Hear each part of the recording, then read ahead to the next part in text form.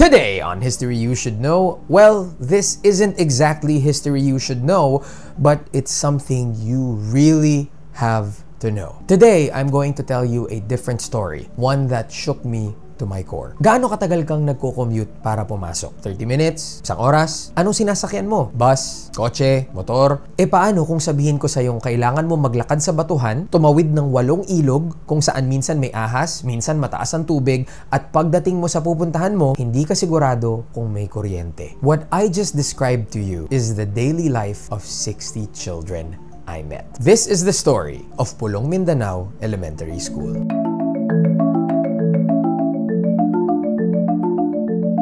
Dalawang bagay ang lagi nating naririnig sa Pilipinas. Resilient ang mga Pilipino at may learning crisis dito sa atin. But aside from just showing you the numbers, I'm also gonna show you what it looks like. Narinig mo na ba ang term na last mile school? As of 2025, there are around 7,000 last mile schools in the Philippines, and I was able to visit one of them. I was given the privilege of joining EDCOM 2 on their mission. EDCOM 2 stands for the Second Congressional Commission on Education. It's a 3-year committee para suriin ang iba't ibang paaralan sa Pilipinas. Based on their findings, they can give recommendations for education reform in the Philippines. Kaya naman noong naimbitahan ako, nag-yes agad ako. Dahil naniniwala akong edukasyon ang susi sa kinabukasan ng bawat bata at ng buong bansa. This was how it went. Also, sorry about my nose. I scratched it a little too hard before filming, kaya ayun. Hello, Editing Reb here. All the people who are featured in this video gave their consent to be a part of it. A massive thanks again to the EDCOM 2 team and the wonderful Kat Trevino for her extra footage.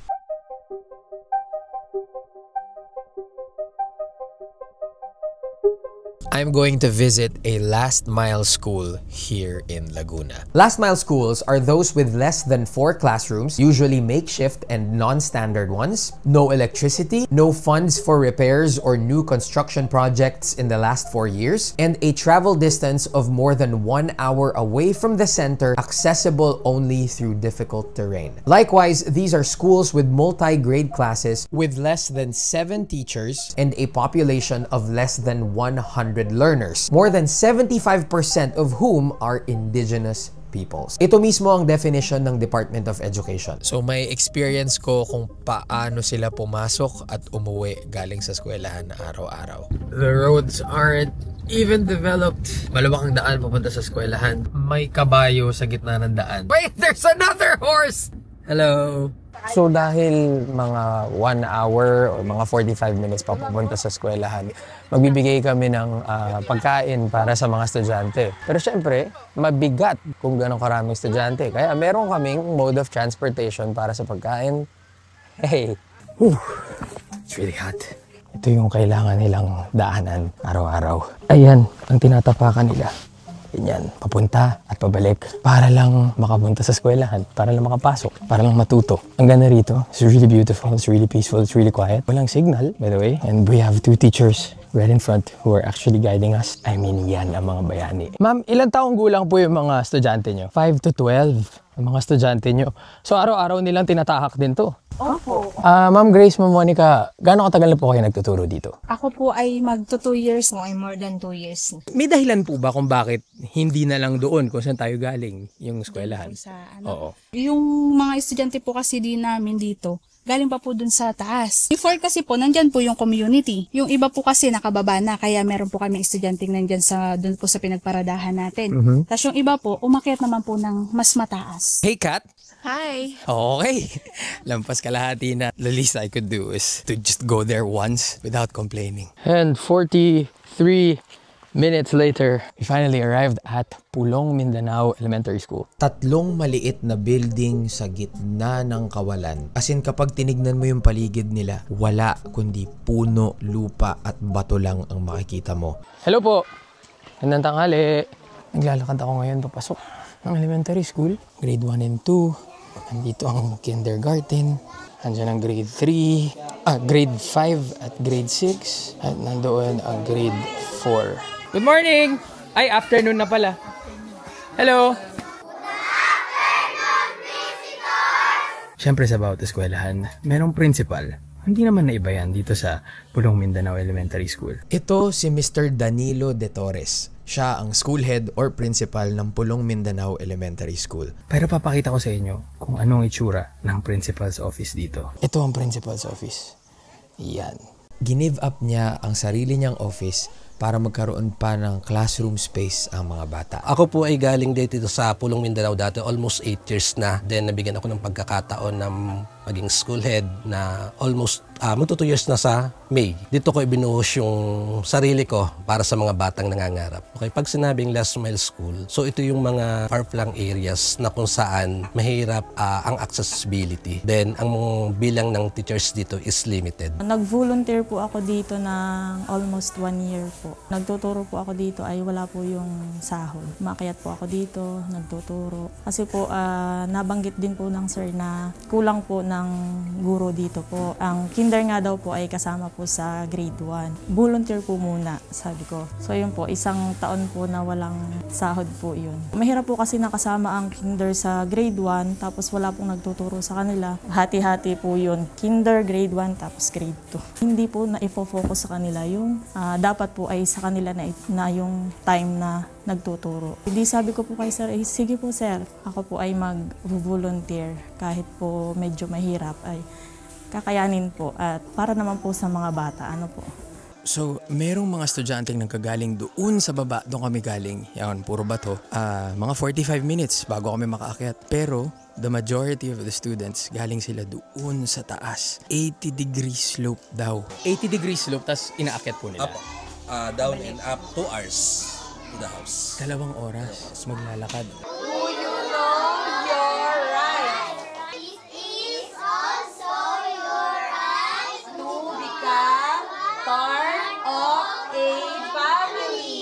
Lahat may family po? Opo! Ako po si Rosemary Ocampo Sultan. Ako po ay taga Pulong Mindanao. Mayroon po akong 4 na nag-aaral dito. 2 grade 3, 1 grade 1 at saka 1 grade 4. Ako po si Christine Cuenca Limbang po, PTA President po ng Pulong Mindanao Elementary School. Ang akin pong anak ay 3. Isa na po yung nag-graduate po dito sa paaralan ng Pulong Mindanao ES at yung pangalawa ko po ay grade 3 student po. Kami po yung taga-bundok na naglalakad ng 2 oras. Karamihan din doon yung maliliit na kinder. Doon po halos lahat din sa amin yun.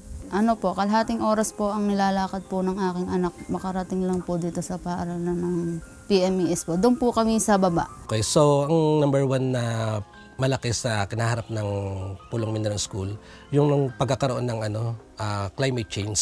Kasi tumatawid kami ng ilog, 8 ilog, araw-araw, umaga, hapon, kung saan hindi namin kayang i-predict ang weather. Nandyan yung biglang paglaki ng ilog, biglang paglaki ng tubig, na naglalakad kami, na kung saan kinakailangan namin tawirin yun para makauwi kami ng bahay or makapasok kami ng bahay. Mayroon pong time na pagka po umulan, medyo pabulusok po talaga yung daan namin. Talaga pong mas tumatagal po sila doon sa paglalakad. Tinuturuan po namin sila kung paano nila dadalhin yung mga bata simula sa mga matatanda, sa babae, hanggang sa maliliit. Karamihan po sa kanila ay babae. Ang bilin po namin lagi sa mga kalalakihan na nandun, huwag silang mag-iiwanan. Kailangan ang nasa huli ay mga lalaki. Yung mga babae, laging nasa una, lalo tigit yung maliliit.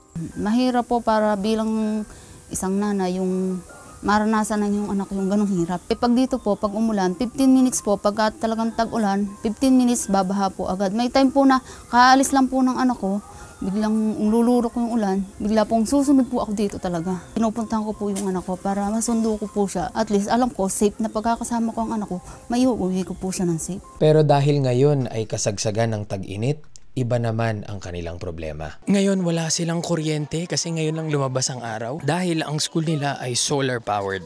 Ayan sa likuran ko, meron dyan. At ayun pa ang isang solar panel. That's how they get electricity here. Pero ngayon, walang kuryente. Sobrang init nga po ay minsan po, sinasabihan ko po sila na magdala po sila ng mga pangpalit na damit kasi po talaga pong sobrang init po. At katulad po ngayon, nagsa-shutdown po yung solar. Ay hindi po namin magamit. Hindi naman po rin kami makalabas ng mainit din naman po dito sa meron pong panahon na nagka-cancel ng klase. Minsan yung iba ay hindi kinakaya ng kanilang katawan, ay may mga nahihimatay, may ganyan po. Minsan matatanong mo na lang, bakit hindi natin gawin? Bakit hindi pa rin natin magawa? Sabi sa akin dito kanina, pag daw tinanong mo yung mga bata kung mahirap bang pumasok dito, sagot daw nila, basic lang yan.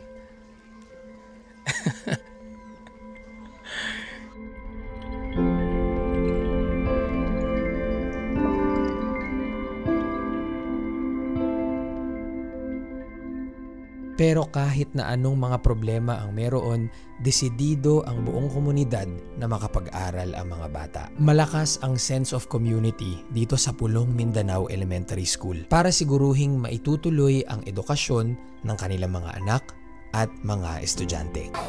So, ang bawat bata, meron silang mga rights. Paano kinakailangan mag-aral ang bata? Para matuto. Ano mga pangarap? Lahat ba may pangarap? Opo! Sige, anong mga pangarap niyo? Teacher po! Sundalo, teacher, police. Kaya ang isa sa karapatan ng mga bata ay ang makapag-aral. Ano po?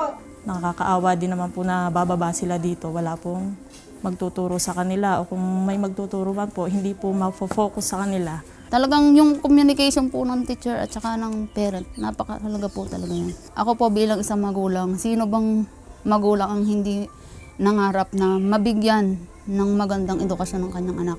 Ako po, pinangarap po na mag-aral, kaso hindi po ako nakapag-aral kasi hirap ng buhay. Kaya sabi ko, hanggat kaya ko, hanggang may tumutulong, pag-aaralin ko po ang aking anak.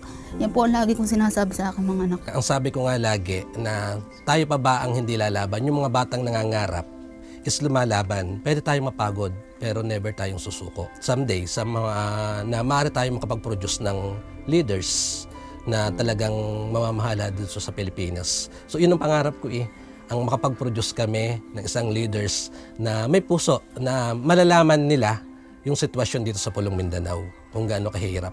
Ang obligasyon ko po ay hindi lang sa bahay.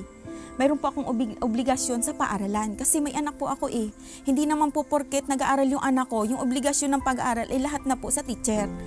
Pananaw ko po doon bilang isang magulang na mayroong anak na nag-aaral, kailangan nakikipagtulungan po ako sa teacher. Kaya yung isang hamon po sa akin bilang magulang, oo, mahirap lang tayo. Pero hindi dapat lahat ng mahirap na nanatiling mahirap. Mayroon namang mahirap na umaangat Kailangan po mayroong edukasyon sa isang kabataan sa panahon ngayon. Dahil ang edukasyon, yun lang po yung pamana na hindi po maaagaw sa kanila ninuman.